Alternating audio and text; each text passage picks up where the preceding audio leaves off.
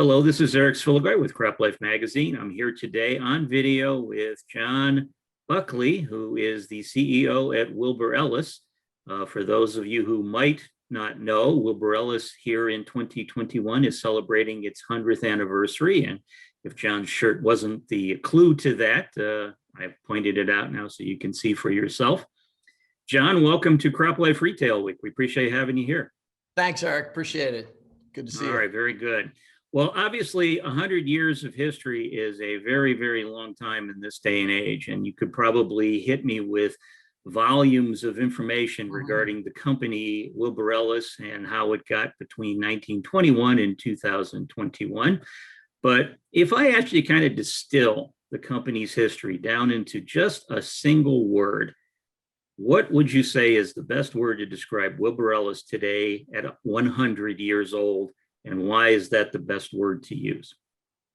Yeah, I mean, that's a great question. And of course, difficult to do. 100 years of history to distill into one word, but I'll take my best shot at it. You know, and we've celebrated the 100th anniversary this past year and done a lot of things during that year to understand the history and lessons learned from that history about the company. And so thinking about that and your question, I think what comes to mind is integrity. And in a couple of senses, I think that makes sense. And back in our history, you know, integrity, certainly at its root, it's about, you know, can I count on you? Can I trust you? And the trust in that you'll do the right thing. But in many ways, when we think about doing business with our customers, that integrity comes into play. And I think the reputation of Wilbur-Ellis comes into play in the sense of, can I trust you to do what you say you're going to do for me? And as we look back over our history, there are many, many deals in the history of Wilbur-Ellis that were done on a handshake, you know, based on no contracts, you know, maybe a telex or something back in the day, or a telegram even, but really done on the character of the individuals doing the business, and the ownership and the family ownership supported those decisions. And acted and continues to act with integrity. But I think also there's another piece of integrity that maybe we don't think as much about, but it's competence, right? So not only do I trust you that you intend to do what you say you're going to do, but are you able? Can I rely on you to deliver the value that, you know, that you say you're going to bring? And I think that Wilbur-Ellis has delivered on that time and time again, and will continue to deliver on that with our customers for the next 100 years. Very good. Yeah, I know. It's funny you mentioned that, because I know the one characteristic I would say, you know, in my 20 some years of covering the ag retail marketplaces, I'm surprised at how much a handshake actually, how much weight that carries with, you know, the ag retailers and their grower customers. So the fact that Wilbur-Ellis has very much operated that way over 100 years as well, I think that speaks volumes to, you know, like you say, the customer-client relationship. Yeah, and it's part of how you last 100 years, because not a lot of companies do. Yeah, very good. Well, as we're recording this video, we're actually about a week out from, I guess, the formal celebration that's going to be taking place at Wilbur-Ellis. So tell me a little bit more about what's going to be happening the week of June 28th at the company's headquarters. And tell me more about some of the programs you're putting in place here in 2021 to sort of not only further the company's fingerprint in the marketplace, but also help celebrate 100 years of history. Yeah, you know, it's an exciting time, and you know, to plan for a 100th anniversary celebration, you got to put some thought to it and put some time and effort in. And we actually started planning this 2 years ago. And in that, you know, in our discussions there, we thought, you know, our 100th year is actually from, you know, June 29, 2020, all the way to June 29, 2021.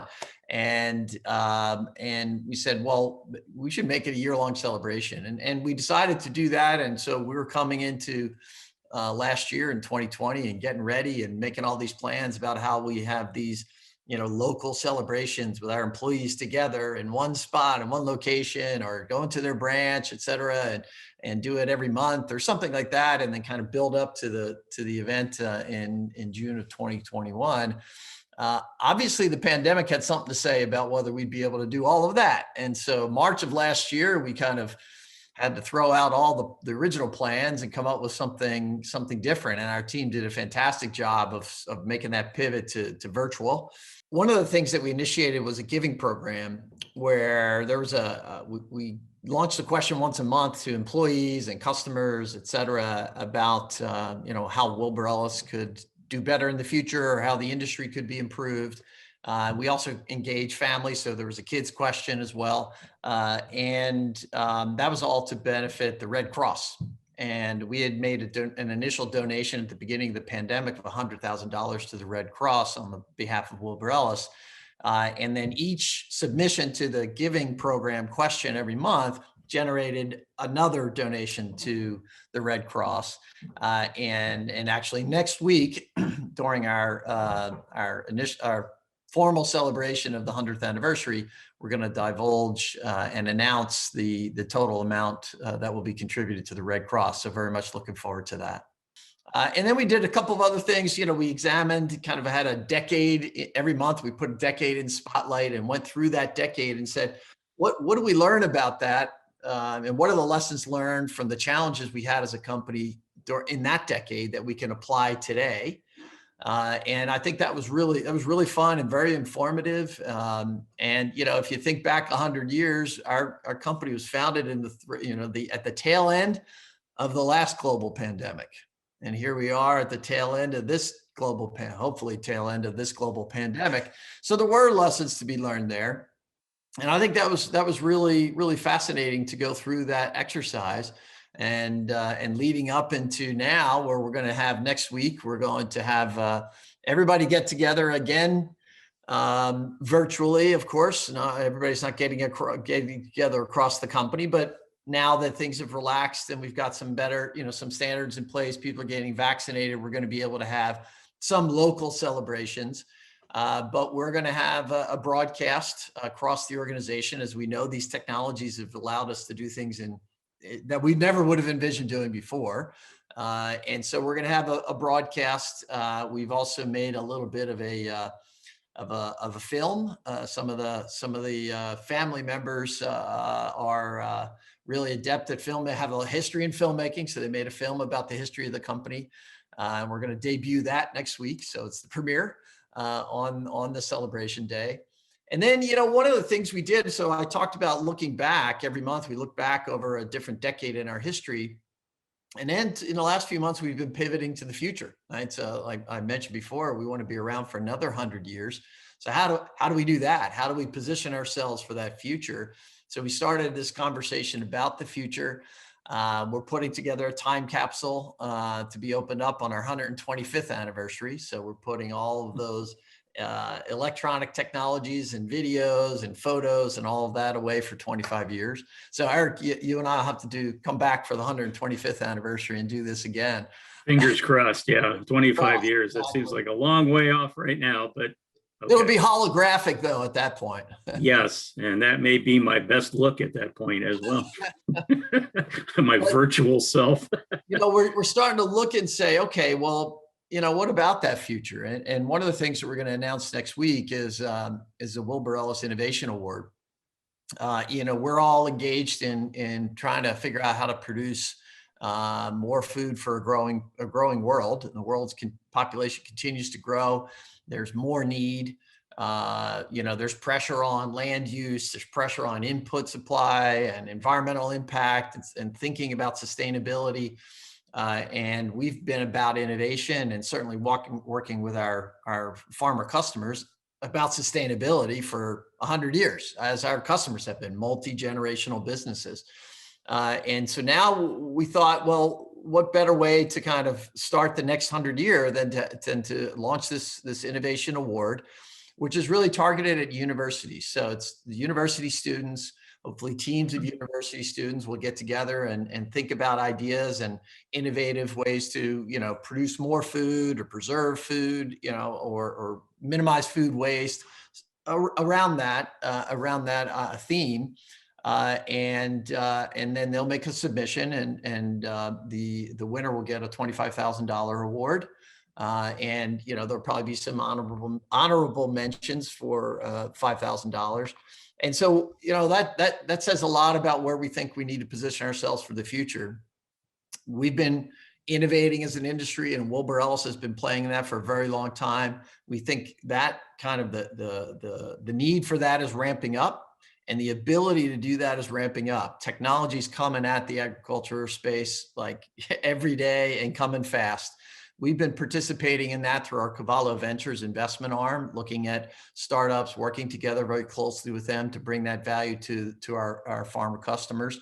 And we think that's a major role that we're going to continue to play. And we think ag retail will continue to play in the future in agriculture. And so that award, I think, is that really looking forward to engaging with students and bringing that next generation into this discussion around how do we sustainably produce food for a growing world. And I'm really excited by that.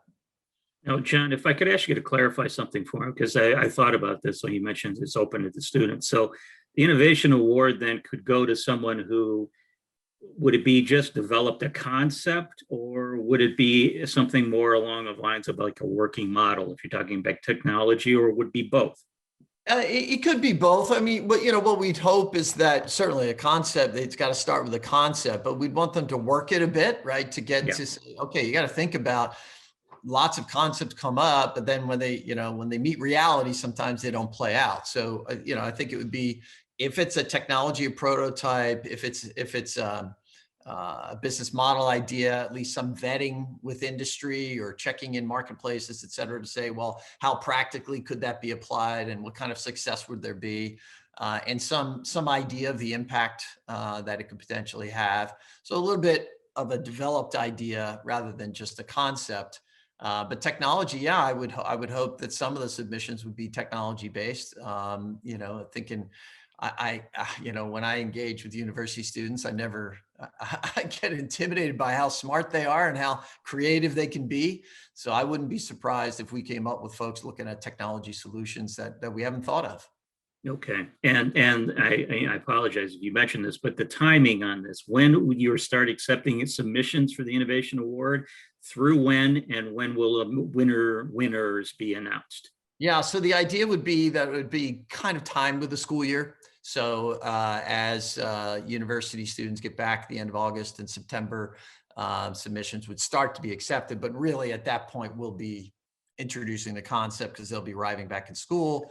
And then we'll accept submissions right up to judgment period, which would be about early spring of 2022.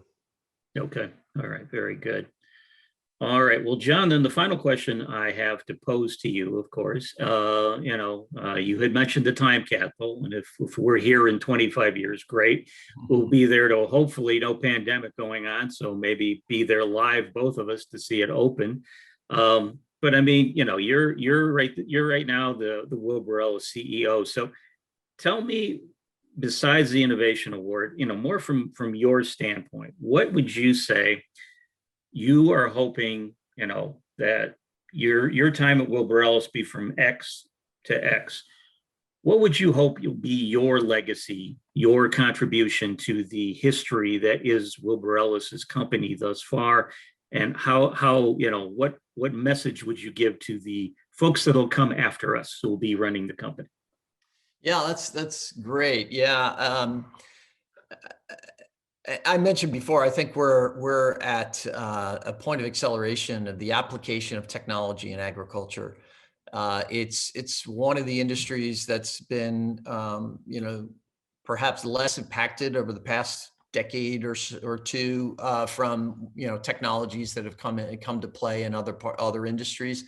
And I think this is the time when agriculture is being transformed from technology. It's early days, right? It takes, there's that saying that we tend to overestimate the impact of technology in the short term and underestimate it in the long term. And I think that we're seeing that, right? Things come out and you're like, oh my gosh, it's next year, we're going to be all doing it so differently. Well, it doesn't happen that way, but over time, I think it happens significantly.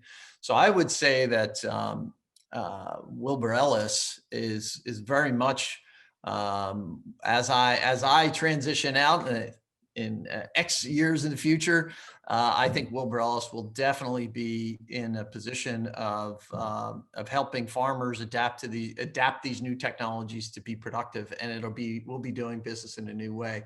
We'll be doing agriculture in a new way. So that's 5 to 10 years down the road. It'll have a major impact. Productivity will go up. I think yield will continue to go up. It's gone up for many, many years. I think that will continue to be the case. I think that, input use will go down over time, right? And I think that we've seen that technology has demonstrated that over time in the past, and I think that'll continue to be the case.